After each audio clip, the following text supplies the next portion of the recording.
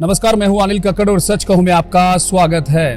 प्यारे दर्शकों, हरियाणा की बात करें, शिक्षा की बात करें तो डेरा सच्चा सौदा के शिक्षण संस्थानों की बात लाजमी हो जाती है।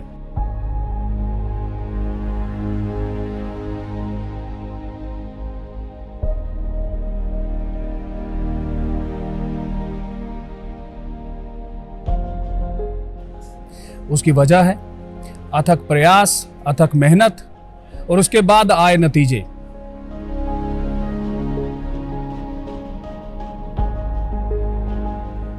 इसी कड़ी में आज हम आपको लेकर आए हैं शाह सतनामजी बॉयज स्कूल में।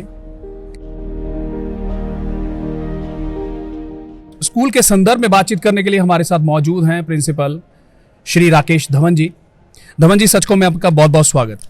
वेलकम सर जी धवन जी, पहला सवाल यही है कि इस शिक्षण संस्थान की शुरुआत कैसे और कब हुई? शाह सतनामजी बॉयज स्कूल सरसा की शुरुआत 1996 में शुरुआत हुई और ये सीबीएसई बोर्ड से एफिलेटेड हुआ और LKG टू नर्सरी टू +2 तक इसकी जो है हमारे पास एफिलेशन है और इसको आज लगभग 26 साल हो गए हैं। और इस रूरल एरिया में जब देखा गया कि कोई ऐसा स्कूल होना चाहिए, गुरुजी ने उसका शुरुआत की कि ऐसा स्कूल जहाँ पर ऐसे बच्चे जो एडमिशन बाहर लेने जाते हैं उनके पेरेंट्स का इंटरव्यू होता है, उनके फादर मदर जब इंटरव्यू देने जाते हैं और वो आके रोक के बताते हैं कि हम नहीं पढ़ सके, तो काश हमारा बच्चा यहाँ पर पढ़ जाए कहीं पर और अच्छा एक ऑफिसर बने। तो हम जहाँ भी जाते हैं तो वहाँ पर इंटरव्यू होता है। तो गुरुजी सेंट गुरमीत राहणी सिंह जी को उन्होंने रिक्वेस्ट की कि हमें एक ऐसा माहौल मिल जाए कि हमारे बच्चे ऑफिसर बने और उनको मोरल एजुकेशन भी मिले, तो आप प्लीज़ स्कूल खोलें। तो गुरुजी ने ये उसकी शुरुआत तब 1996 में शाह सतनामजी बॉयज स्कूल की भी शुरुआत की। धवन सर, चूंकि बात अगर हरियाणा की करें और हरियाणा में शिक्षा की करें तो ये जो संस्थान है ये हर कतार में आगे नजर आएंगे। चाहे आप शिक्षा की बात करें, आप कल्चरल एक्टिविटीज़ की बात करें, आप गेम्स की बात करें। मैं उसी दूरी पर जाना चाहूँगा जहाँ से शुरुआत हुई, क्योंकि नींव अगर मजबूत होगी तो नतीजे भी अच्छे आएंगे। वो मुझे बताइए कि जो तीनों एस्पेक्ट्स हैं, सर्वांगीण विकास पर जिस तरीके से आप चले हैं और जो अब नतीजे आते हैं, उसके पीछे के जो तमाम साल रहे, जो आपकी मेहनत रही, उसके बारे में बताएं। हाँ, मैंने भी ये स्कूल जब इस्टेब्लिश हुआ 1996 में तभी से ज्वाइन किया एज ए लेक्चरर। उसके बाद में इस पोस्ट पर आया मैं। तो सबसे बड़ी बात थी कि जब भी मैं 1996 में एज ए टीचर भी जब जाते थे हम स्पोर्ट्स के लिए बाहर खेलने बच्चों के लिए, तो गुरुजी ने जो ये शिक्षा दी कि दो चीज़ों पर बहुत ज़्यादा ध्यान दो कि बच्चे में यदि ब्रह्मचर्य नहीं है तो बच्चा स्पोर्ट्स में आगे नहीं जा पाएगा। सबसे पहला तो उसका ब्रह्मचर्य, उसका सेल्फ कंट्रोल होना बहुत ज़रूरी है। दूसरा, उन्होंने कहा उनके में कॉन्फिडेंस इतना होना चाहिए कि सामने वाला कोई भी है कभी उसके दिल में ये नहीं आना चाहिए कि ये तो बहुत कमाल की टीम है, हम तो इससे हार जाएंगे। तो उसके लिए जो उसका है मेडिटेशन, मेथड ऑफ मेडिटेशन उन्होंने लिया और उसको मेडिटेशन करते हुए कॉन्फिडेंस लेवल उनका यहाँ जाता है। और सबसे बड़ी बात ये था हमारा स्पोर्ट्स का। यदि हम बात करें कल्चर एक्टिविटीज, बच्चा का केवल यदि वो स्टडी में अच्छा है और कहीं भी आगे किसी फील्ड में निकलता है, उसको दो शब्द स्टेज पर बोलने पड़ जाएं तो उसके हाथ पैर फूल जाते हैं। तो गुरुजी ने कहा यदि कल्चर एक्टिविटी में यदि बच्चे जैसे कोई क्विज कंपटीशन होता है, किसी में यदि आप जैसे हम बाल भवन की बात करें, वहाँ पर हमारे बच्चे जाते हैं खेलने। अभी पिछले दिनों में देखा 23 इवेंट्स थी, उसमें ओवरऑल चैंपियन ऑनरेबल DC साहब ने हमें दी। तो इतनी खुशी हुई, जिसमें डांस था, सिंगिंग कंपटीशन था, क्विज था, आर्ट एंड क्राफ्ट था। तो सब फील्ड में जब बच्चा होता है तो एक उसको अलग ही एक देखते हैं, उसका एक कॉन्फिडेंस लेवल बढ़ता है। तो इसलिए कल्चर एक्टिविटी बहुत ज़रूरी है कि बच्चा एक बात करना सीख सके, कहाँ पर बैठकर कैसे बात करनी है, स्टेज पे बोल सके। और हम बात करें स्टडी की, तो स्टडी तो आप मैं क्या बताऊं आपको कि 10 साल की पिछले हम 10 साल की बात करें तो आप मानेंगे कि 10th क्लास 10th में हमारी 1000 मेरिट्स हैं। मेरिट्स बता रहा हूँ आपको। और +2 की बात करें लगभग अप्रोक्सीमेट 700 मेरिट्स हैं। और इसमें ही हम स्पोर्ट्स की बात करें तो कम से कम पिछले 20 साल की बात करें तो हमारे यहाँ पर नेशनल प्लेयर अप्रोक्सीमेट यदि हम CBSE एसोसिएशन लें और स्कूली गेम्स लें तो 700 बच्चे तो नेशनल प्लेयर हैं 20 सालों में, और इंटरनेशनल प्लेयर कम से कम 50 स्टूडेंट तो इंटरनेशनल प्लेयर हैं। ये तीनों चीज़ें जब गुरुजी ने कहा, जब बच्चों में होती हैं और जो स्कूल में होती हैं, तो बस स्कूल का एक लेवल अलग ही हो जाता है। जी जी जी। आपने रिजल्ट्स बता दिए, स्पोर्ट्स के भी, कल्चरल एक्टिविटीज़ के भी और शिक्षा के भी। सर मैं ये भी जानना चाहूँगा कि स्कूल दूसरे भी हैं, आपके कंपटीशन में भी हैं और हरियाणा में नाम रखने वाले स्कूल भी हैं, उनकी चर्चाएं भी होती हैं, मीडिया में चर्चाएं भी होती हैं। आप क्या मानते हैं, आपका स्कूल उन स्कूलों से अलग कैसे है? पढ़ाई हो सकती है, काफ़ी स्कूल में होती है, हमारे स्कूल में भी है। जब भी कोई पेरेंट्स आते हैं एडमिशन लेने, तो मैं उनसे एक क्वेश्चन करता हूँ कि आप इतनी दूर से एडमिशन यहाँ पर लेने आ रहे हो, इतनी दूर से, डिफरेंट स्टेट से, पूरे इंडिया से आते हैं, ऐसा क्या कारण है कि आप इतनी दूर लेके आए?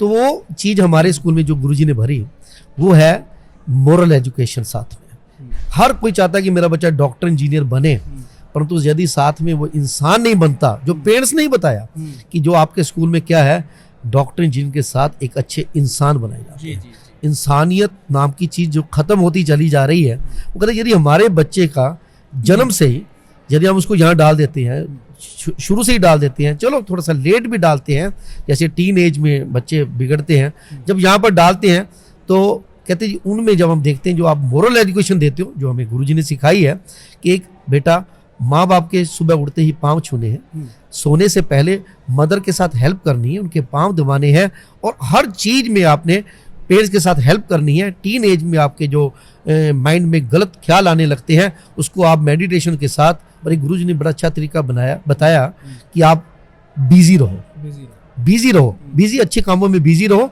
यदि आप स्टडी करके फ्री हो गए तो आप क्या करो, किसी की हेल्प करो। सोचो मैंने आज किसी की हेल्प करनी है, छोटा सा एग्जांपल देता हूँ। 2nd क्लास का एक बच्चा मुझे बुलाता है, सर आओ मेरी क्लास में, मेरा आज बर्थडे है। तो मैंने सोचा ये केक खिलाएगा या कोई चॉकलेट केक कटवाएगा। वहाँ पर गया तो उसने बताया, सर मेरी क्लास में ये बच्चा सर बहुत गरीब है और मैं देखता हूँ इसके शूज़ फटे हुए हैं, सर इसका बैग फटा हुआ है। तो सर मैंने अपने पापा को बोला कि पापा मैं बर्थडे पर कितना मेरा आप खर्च करोगे? तो वो कहता बेटा आपको 1000।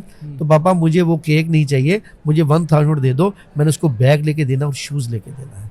ये पॉसिबल हुआ जो गुरुजी ने शिक्षा दी, इंसान बनाओ, इंसान भी साथ में। जब बच्चा, पेरेंट्स देखते हैं कि हमारा बच्चा डॉक्टर भी बन रहा है, इंजीनियर भी बन रहा है, नेशनल प्लेयर, इंटरनेशनल प्लेयर, उसके लेवल पर उनको सीधी जॉब मिलती है स्पोर्ट्स के बेस पर, और साथ में जब एक अच्छा इंसान बन रहा है, अच्छे समाज के निर्माण में योगदान दे रहा है, और एक शादी के बाद वो अपने माँ बाप को अलग नहीं, वो कहता नहीं पापा आपके साथ ही रहना है, जो ये चीज़ खत्म होती जा रही है। तो इस चीज़ को देखते हैं तो बच्चों के फ़ोन आते हैं, अभी भी कहीं कोई ऑस्ट्रेलिया से फ़ोन कर रहा है, कोई कनाडा से फ़ोन कर रहा है कि सर जो यहाँ पर इस स्कूल में हमें शिक्षा मिली है, वो आज तक भी हमारा एक लाइफ का स्टाइल ही अलग है, सारी दुनिया से हम अलग ही चमकते हैं। सर जहाँ बात आती है संस्कारों की, जहाँ बात आती है अच्छे समाज के निर्माण की, तो वहाँ इन स्कूलों संस्थाओं का नाम ज़रूर आता है। ये भी बताइए कि जिस तरीके से अलग अलग प्रांतों से, अलग अलग राज्यों से यहाँ बच्चे पढ़ने आते हैं, अलग अलग परिवेशों से भी आते हैं, उनको सभी को डिसिप्लिन में रखना आपके लिए दूर का जो है कोड़ी साबित होता होगा। मुझे पता है कि स्कूल में सब बच्चों को कैसे डिसिप्लिन में रखना मुश्किल रहता है। वहाँ आप क्या तरकीब अपनाते हैं ताकि सब बच्चे डिसिप्लिन में रहें और वो डिसिप्लिन उनकी ज़िंदगी में ताउम्र काम आए? अनुशासन, चाहे वो घर हो, चाहे वो स्कूल हो, चाहे एक स्टेट है, चाहे सेंटर है, कोई भी है, अनुशासन जहाँ पर है तो सब कुछ अच्छा है। तो गुरुजी ने इस कहा, हमने गुरुजी से बात भी की, सेंट गुरमीत राम सिंह जी से पूछा कि गुरुजी एक बच्चे कुछ ऐसे आ जाते हैं जो माँ बाप की एक सोच है कि हमारा बच्चा बिगड़ा हुआ है, तो उसको वहाँ डालते हैं क्योंकि वो स्कूल में बहुत अच्छा सुधार होता है, तो हम गुरुजी करें कैसे, उसको काफ़ी बिगड़े आते हैं। तो गुरुजी ने यही बोला, कभी किसी को ये मत बोलो कि आप में ये कमी है, उनको ये बोलो कोई बात नहीं, जो पीछे पास्ट में हुआ कोई बात नहीं, परंतु इसका रिजल्ट क्या आएगा बेटा, आने वाले टाइम में इसका रिजल्ट क्या आने वाला है, ये बताओ उसको। तो क्लास में एग्जांपल देता हूँ मैं +1 में पढ़ा रहा था, तो +1 में एक बच्चा खड़े होकर बोलता है, मैंने उनको बताया बेटा ये शराब अच्छी नहीं है और आप करेक्टर अच्छे होना चाहिए, ये आपका इस टाइम करेक्टर बनाने का टाइम है, अपनी लाइफ बनाने का टाइम है, तो जब शादी हो जाएगी तो आपको इन चीज़ों में, बॉयफ्रेंड जो गर्लफ्रेंड का ये एक ट्रेंड चला हुआ है, तो उसने मुझे खड़े होकर बोला, सर सॉरी मेरी तो गर्लफ्रेंड भी है और मैं तो बियर भी पीता हूँ। तो मैंने कहा, तो उसमें पूरी क्लास के सामने जो गुरुजी ने सिखाया था, खुद भी अनुशासन में रहना पड़ा। नहीं, बिल्कुल नहीं बेटा, ठीक है, होता है, कोई बात नहीं, आप मेरे से बाद में मिलना। जिन्हें मैं उसको सभी बोला ये तो बहुत गलत है, आप बहुत अच्छे नहीं। तो उसने बाद में वो मिला मेरे से, सर उसको 1 घंटा यही बताया कि बेटा ये ऐसा ऐसा करने से आपकी लाइफ में इसका असर क्या होगा। तो वो बच्चा रोने लगा। तो उसने बताया, सर जो प्यार से आपने मुझे समझाया, आपने, मैंने सोचा क्लास में जब खड़ा हो तो आप मुझे डांट के बाहर निकाल दोगे, आपने उल्टा किया, आपने प्यार दिया, कोई बात नहीं बेटा बैठो, आपको बाद में मिलता हूँ। तो सर जो आपने प्यार दिया, मुझे अपने माँ बाप से भी ये प्यार नहीं मिला, क्योंकि वो मेरे माँ बाप ने मुझे टाइम ही नहीं दिया, आपने इतना टाइम दिया। और वो बच्चे के जब पेरेंट्स आए तो वो कहते सर सॉरी, ये हमारा बच्चा तो नहीं हो सकता, इतना चेंज उसमें। तो हम यहाँ तक ये भी करते हैं, पेरेंट्स को बिठाया, सर आपने ये बच्चा इसलिए ऐसा हो गया, आपने इसको टाइम नहीं दिया।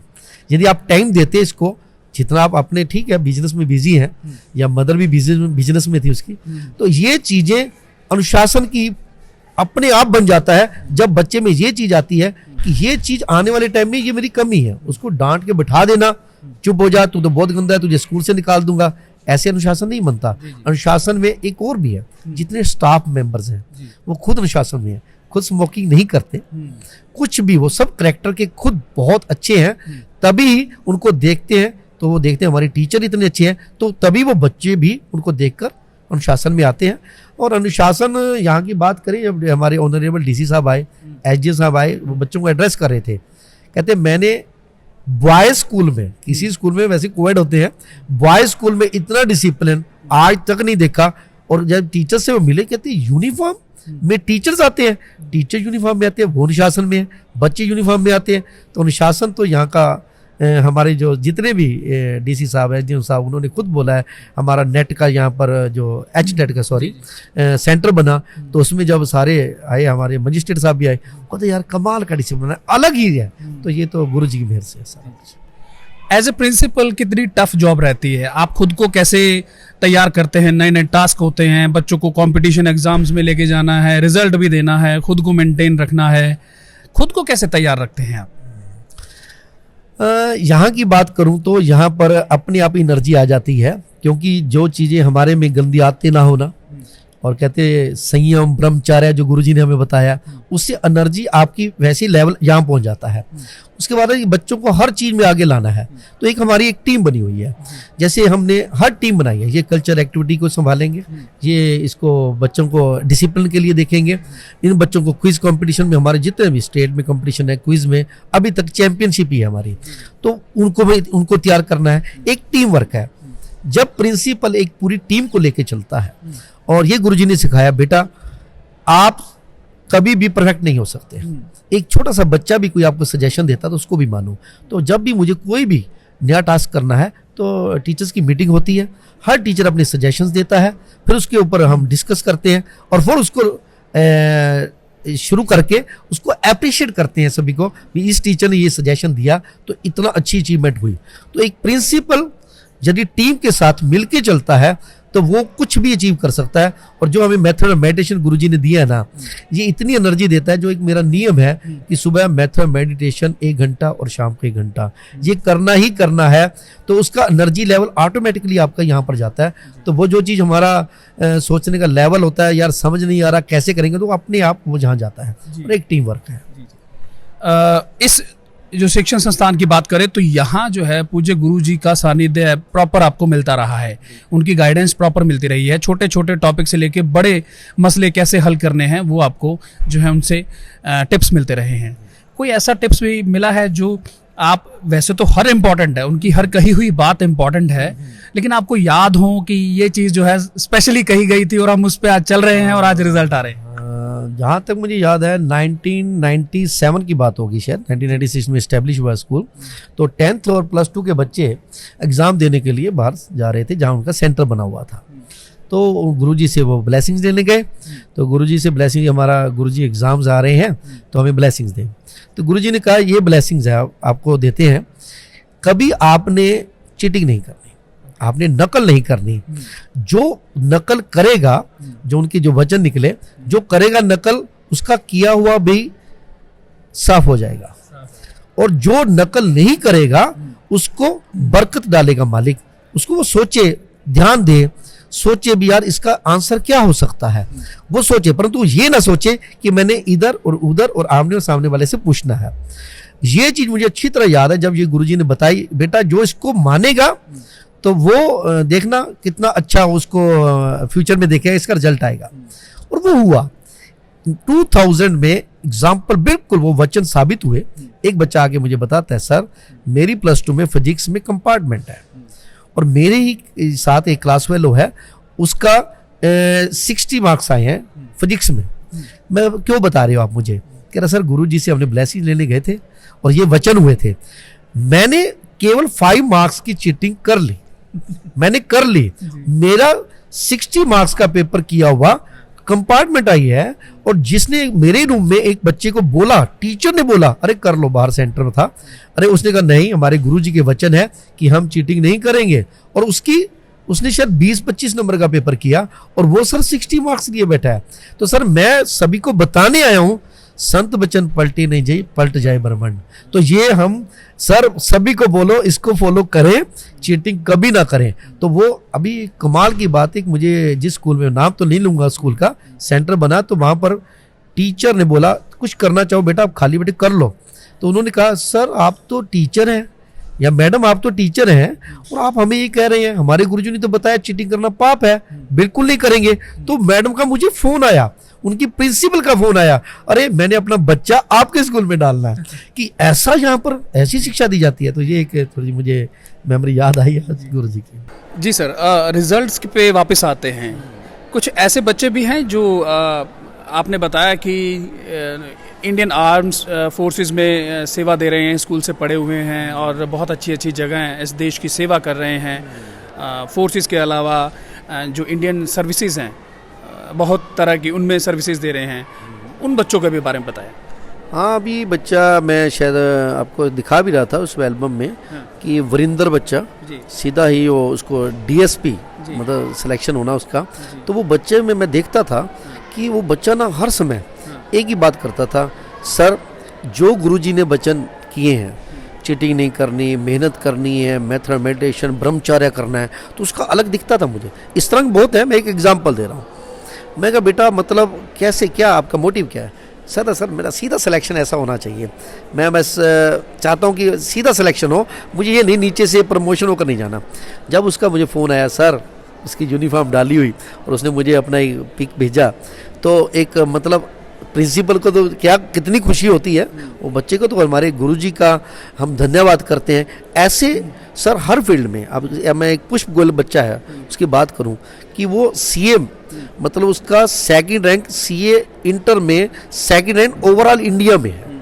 तो वो बच्चा हमारा एक चोपटा गांव है हमारा यहाँ सभी, छोटा सा गांव, LKG में हमारे पास, नर्सरी में आया, +2 तक हमारे पास पढ़ा।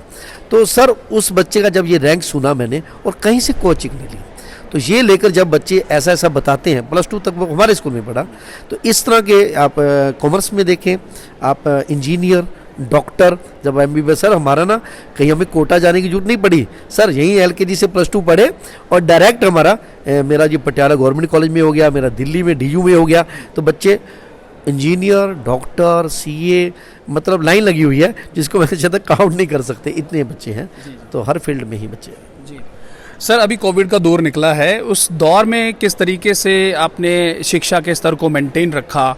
चूँकि बहुत जगह से ये शिकायतें मिली, बहुत इंस्टीट्यूशन से ये बातें सामने आई कि बच्चे जो हैं इंटरेस्ट नहीं ले रहे हैं पढ़ाई में और टीचर्स को भी समस्याएं आई। तो आप इस सिचुएशन से कैसे निकले हैं, अब तक कैसे हैंडल किया इसको? जी सर, ये कोविड-19 का एकदम जब देखा कि यार ऑनलाइन टीचिंग जिसका आपको एक्सपीरियंस नहीं है पहले, एकदम ऑफलाइन हम पढ़ा रहे हैं, तो कैसे होगा? तो एक टीचर्स की जो हमारी टीम है उनसे मैंने एक जूम ऐप के ऊपर एक मीटिंग रखी। तो हमारी कम से कम 2.5 घंटे 2 घंटे पहले बीच में ब्रेक डालना पड़ता है, 40 मिनट चलती है। तो उसमें हमने मीटिंग की, तो उसमें हर एक से सजेशंस दिए। जो टीचर्स इसमें परफेक्ट हैं, हर टीचर उसमें परफेक्ट नहीं होता कई बार, तो इसको कैसे किया जाए? तो कहते सर, कोई कहता जूम ऐप पर पढ़ाएं, कोई कहता हम इसको वीडियो बनाएं। मैं कहा ऐसे नहीं, हमने डिस्कस किया। अब इन सजेशंस को लेकर आप पेरेंट्स से बात करें, वो क्या चाहते हैं। तो सभी पेरेंट्स से हर टीचर ने अपने अपने जो उनके सेक्शंस थे इंचार्ज, उन्होंने बात की। तो बात सामने निकल के क्या आई कि पेरेंट्स, ज़्यादा पेरेंट्स क्या चाहते हैं, ज़्यादा पेरेंट्स ने ये कहा सर आप एक वीडियो टीचर बनाएं और उसको अपलोड कर दें ताकि हमारा बच्चा उसको कम से कम 10 बार 20 बार कभी भी देखना चाहे ये देखे। और जूम ऐप पर जो डायरेक्ट होता है उसमें डिस्कनेक्ट हो गया तो हमारा बच्चा पढ़ नहीं पाएगा, वो सर आप सिलेक्टेड डेज में कर दो। तो हमने कुछ सिलेक्टेड डेज उसमें वीकली मान लो जूम ऐप पे हो गया। और जो बड़ी क्लासेस हैं जिनका हम नॉन मेडिकल की बात करें +2, कईयों ने कहा सर आप 3 डेज कर दो, 3 डेज जूम ऐप पर, 3 डेज आपने ये जो वीडियो बनाकर उसको अपलोड करें। तो उसका हमने ये देखा, इस summer vacation I, summer vacation में आप घर पर एक कोविड-19 ऊपर से बच्चे साथ में, जो कभी आज तक ऐसा नहीं हुआ, तो पेरेंट्स की बात आई सर आप समर वेकेशन करेंगे, तो हमने समझ लिया ये चाहते हैं कि पढ़ाएं। तो सर सभी टीचर्स ने इतना बड़ा सेक्रीफाइस किया कि समर वेकेशन में भी उन्होंने घर से ऑनलाइन था पढ़ाया। तो उसमें सर ये जो टीम बनी पेरेंट्स की और टीचर्स की, हर टीचर से एक पेरेंट्स से पूछता रहा सर आप कैसे हैं, बेटा कैसे है, एक तो ये अटैचमेंट, और उसको कभी ये इंटरेस्ट नहीं ले रहा, पेरेंट्स से सर ये इंटरेस्ट नहीं ले रहा। तो उसको थोड़ी सी टीचर्स ने जब बात की, बेटा ये तो बहुत इंटरेस्टिंग है, ये देखो ऐसे आप ऐसे वीडियो देखोगे तो इसमें तो ये भी है, ये भी है, थोड़ा जीके डाला, साथ में जीके डाल दी, साथ में आर्ट एंड क्राफ्ट कर दिया, ड्राइंग का कर दिया, थोड़ा सा उनको ये बेटा प्रोजेक्ट बना लो, इंटरेस्टिंग किया। तो कहते सर ये तो इंटरेस्ट लेने लगा है, ये तो आपने जो प्रोजेक्ट दिया इसमें बेटा ये आप प्रोजेक्ट करोगे तो फिर आपको 7 डेज आप अच्छा पढ़ो, फिर एक और प्रोजेक्ट बनाएंगे, फिर हम आर्ट एंड क्राफ्ट की ये करेंगे, फिर हमने सिंगिंग का थोड़ा सा भी ये करेंगे कंपटीशन। इस टाइप से बच्चों में इंटरेस्ट और पेरेंट्स के साथ मेलजोल करके जब एक टीम बनी पूरी, तो पेरेंट्स का मैं पूरा धन्यवाद करूंगा कि उन्होंने भी हमारा बहुत साथ दिया। हमने उनको बोला प्लीज़ यदि आप इंटरेस्ट लोगे तो सब कुछ पॉसिबल है, यदि केवल टीचर ही इंटरेस्ट लेगा तो वह तो उन्होंने पेरेंट्स ने भी पूरा टाइम दिया साथ में बैठकर। और कई पेरेंट्स है जैसे ये इस चीज़ से बहुत खुश हुए कि आप वीडियो हम चाहे 50 बार देख लें सर कि ये, परंतु उस पर टीचर को बहुत जोर लगता है सर। वो 4 घंटे उसको बैठ के, जैसे वाइट बोर्ड घर पर रखे, सभी ने एक स्टैंड लिया जिस पर मोबाइल लगाकर, और सभी ने घर पर ये चीज़ जब करके उसको ऑनलाइन पढ़ाया, वीडियो बनाई। कहते सर जी 5-5 घंटे लग जाते हैं एक वीडियो बनाने में। तो परंतु वो सेक्रीफाइस काम आया कि आज जब बच्चे ऑफलाइन क्लासेस स्टार्ट हुई हैं तो बच्चों का लेवल लिटिल बिट तो डिफरेंस विल बी देयर, तो उसमें आज बच्चे, हमें ये परेशानी नहीं हो रही यार क्या बनेगा, जैसे बाकी स्कूलों में ये बातें आई हैं। मेरी भी एक मीटिंग में बात हो रही थी, सर साफ हो गए बच्चे, तो बहुत अच्छे बच्चे चल रहे हैं और बड़ी खुशी हुई है कि उसमें जो गुरुजी ने सिखाया, हिम्मत करे इंसान तो सहता करे भगवान, हिम्मते मर्दे मद्दे खुदा। सर थोड़ा सा और पीछे चलते हैं, 2017 में जो एपिसोड हुआ उसके बाद ये लग रहा था कि जो समाज में और मीडिया में बातें थी कि अब जो संस्थान है वो उसमें ना तो स्कूल चलेंगे ना अस्पताल चलेंगे, लेकिन आप लोगों की मेहनत से, आप लोगों के जो हौसला था उससे दोबारा चीज़ें पटरी पर आई। उस एपिसोड से उस जो समय था उससे निकले तो क्या चुनौतियां सबसे बड़ी आपके सामने रही, और क्या आज बच्चों की संख्या में कोई कमी आई है उसके बाद, उस एपिसोड के बाद? जब ये 2017 में जो एक एपिसोड हुआ, इसमें सबसे बड़ी एक बार तो ये नेगेटिव थिंकिंग नहीं आनी चाहिए, ये बात ने हमें जो गुरुजी ने बोला था ये कभी नहीं आनी चाहिए। बस एक ये चीज़ पकड़ ली, गुरुजी ने बोला है कभी भी आदमी को नेगेटिव थिंकिंग नहीं रखनी, पॉजिटिव थिंकिंग होनी चाहिए। जब भी कोई नेगेटिव भी अब क्या होगा, तो मैनेजमेंट भी एक अपना काफ़ी उसमें बिजी होगी उसमें, तो उन्होंने बोला प्रिंसिपल साहब आप थोड़ा सा अपने लेवल पर ही करें। तो टीचर्स की टीम थी, बात की भी कैसे होगा, सभी को मीटिंग में मैंने ये बोला पॉजिटिव थिंकिंग, नेगेटिव तो विचार आने ही नहीं। दूसरा, पेरेंट्स का कभी भी आप ये ना कर देना कि फ़ोन ना उठाओ। जिस पर आप पेरेंट्स भी एकदम शौक थे भी क्या होगा, पेरेंट्स का बोला सर क्या होगा, मेरा 24 आवर्स फ़ोन चला, सभी मेरी पूरी टीचर्स की टीम का 24 आवर्स फ़ोन चला, बस इसको आपने बंद नहीं करना। तो जब हमारी पॉजिटिव थिंकिंग है और जब हमारे से जो बात कर रहा है उसको भी आप पॉजिटिव कोई भी स्टेटमेंट देते हो तो वो भी पॉजिटिव हो जाता है। तो ये चला। उसके बाद बात आई कि अकेला प्रिंसिपल और टीचर्स कैसे करें, मैनेजमेंट से हम बहुत सी हर बात पूछनी होती थी। तो हमने ऐसा किया है कुछ पेरेंट्स के साथ सजेशंस लेने उनसे, सर आप बताएं कैसे होगा। पेरेंट्स कहते हैं यार बहुत अच्छी बात है कि आप हमारे से सजेशन ले रहे हो। तो उन्होंने कहा सर ऐसे करो हम आपको फीस एडवांस देते हैं। सर आपका कोई अकाउंट्स में प्रॉब्लम आई है एकदम, आपके हम फीस एडवांस देंगे। मैंने एक बार किसी पेरेंट्स को फ़ोन आया जब कर्फ्यू चल रहा था, याद है मेरे अच्छी तरह, तो उसका मुझे रात को 11 बजे फ़ोन आता है, शायद रोहतक से था। कह रहा सर कैसे होगा, क्या क्या लग रहा है। मैं कहा सर पता नहीं, कर्फ्यू चल रहा है, आप कहीं बच्चे और देख लो। तो उन्होंने कहा आपके बच्चे कहाँ पढ़ते हैं, तो मेरी 2 बेटी है, तो मैं इसी इंस्टीट्यूट में LKG से MPA तक मेरी यूनिवर्सिटी टॉपर भी बनी गुड़िया, मैं यही। कह रहा अच्छा फिर आपने बाहरले स्कूल में बच्चे पढ़ाए नहीं, एक बार पढ़ा के देखो, पता चलेगा हाल क्या है, वहाँ करैक्टर क्या बनाया जाता है, वहाँ बिगाड़ा जाता है, खुली छूट होती है। मैं ये नहीं किसी की बुराई कर रहा हूँ, कि हम वो बात करें जो कॉमन बात समाज में चल रही है। तो कहता है सर आपने बड़ी आसानी से बोल दिया कहीं और लगा के देख लो। तो मुझे लगा यार कमाल है कि वो पेरेंट्स ये बात बोल रहा है, जो अभी ये नहीं कि वो यहाँ से कोई गुरुजी का उसने मैथमेटिशियन ले रखा है, मैं उसकी बात कर रहा हूँ जो यहाँ से जुड़ा भी नहीं हुआ, पर उसको पता है गुरुजी ने जो ये स्कूल खोले है ना, इसमें जो मेरा बच्चा समाज में एक अच्छा इंसान बन के निकलेगा। कहता मैं कहा सर बहुत अच्छा हुआ, मैं थोड़ा सा नेगेटिव हुआ था आज, आपने मुझे भी पॉजिटिव कर दिया, तो आपने बहुत अच्छी बात बोली है। सर चिंता ना करो, बहुत अच्छी तरह हम स्कूल वैसे ही चलाएंगे, परंतु इसमें मैं कहता हूँ गुरुजी की जो हमें एक एनर्जी दे रखी है, मैथमेटिशियन, पॉजिटिव थिंकिंग, सबसे बड़ा पेरेंट्स ने कहा सर पढ़ाने ही यहाँ है। कई पेरेंट्स का फोन आया सर हम चले DC साहब के पास चले, हम सर चले, हम आपके साथ DO साहब के पास चले, सर पढ़ाने यही है। तो ये चीज़ जो कहते हैं ना, एक गुडविल आपकी बनी हुई है, उस गुडविल का एक हमें कहते हैं ना एक बेनिफिट हुआ, जो हमारी गुडविल गुरुजी ने बना रखी है, वो बेनिफिट इतना हुआ कि बच्चों की स्ट्रेंथ में फ़र्क ना आना। अरे कंपटीशन है आपको पता ही है, तो कंपटीशन में कई स्कूल वाले कई पेरेंट्स के घर पे बैठे कि वो अब स्कूल नहीं खुलेगा, तो उन्होंने कहा आप निकल जाओ यहाँ से, वो स्कूल तो ऐसे ही चलेगा। और वो जब चला तो उन्होंने सरपंच एक थे यहाँ पर शायद अरनिया वाली से किसी गांव से, वो सरपंच साहब मुझे पहले नहीं बताया, उन्होंने बात करते रहे, कहते सर LKG से बच्चा आपके पास पढ़ रहा है और यही बड़ा सरपंच कहते हम सारे सरपंच इकट्ठे होकर चलते हैं, ये जल्दी कोई स्कूल में प्रॉब्लम है। सर प्रॉब्लम नहीं है, ऐसी नहीं, जब आप साथ हैं और हमारा सारा ये हमारे पेड़ साथ होते हैं तो कोई दिक्कत नहीं आती। टीचर्स की बात करें, होता है अच्छे अच्छे टीचर्स को ऑफर आने लगी, आप स्कूल छोड़ दो और हमारे पास आ जाओ। उस टीचर ने बोला दोबारा फ़ोन मत कर देना, यहीं से सब कुछ मिला है, इसके साथ हम गद्दारी नहीं करेंगे, वफादारी रखेंगे, एक भी टीचर का छोड़ के ना जाना, किसी भी बच्चों का स्कूल छोड़ के ना जाना, उसी तरह स्ट्रेंथ उसी तरह स्कूल चल रहा है। तो ये सेंट गुरमीत रामवीर सिंह जी की मेहर से ही।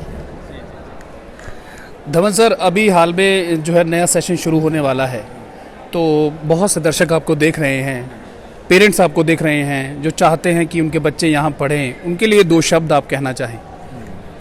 नया सेशन 2021-22 जो एक कोविड-19 के बाद शुरू होना है, वैसे ये सब के लिए चैलेंजिंग जॉब है, परंतु हम देखें तो हमारे लिए सबसे बड़ी अचीवमेंट तो ये रही कि हम कोविड-19 में यदि उनके बच्चे ऑनलाइन पढ़कर, आज ऑफलाइन सभी क्लासेस लगी हुई हैं 3rd ऑनवर्ड, तो जब वो बच्चे ऑनलाइन से स्कूल से इतना अचीव कर सकते हैं और फेस टू फेस जब ऑफलाइन पढ़ते हैं तो कैसा होगा, क्योंकि आपके बच्चों को यदि आप यहाँ डालते हैं तो ये गारंटी लेते हैं, हमारी टीम गारंटी लेती है गुरुजी की मेहर से कि आपके बच्चे का पढ़ाई में, स्पोर्ट्स में, कल्चर एक्टिविटीज़ में, एक बच्चा ऐसा जो कि एक शब्द नहीं बोल सकता, कैसे स्टेज पर फराटेदार वो बोलता है, ये चीज़ में, और बच्चे की डिस्ट्रिक्ट टॉपर बनने में, और एक बच्चे को सबसे बड़ी बात इंसान, अच्छा इंसान बनाने में जो हम योगदान दे रहे हैं।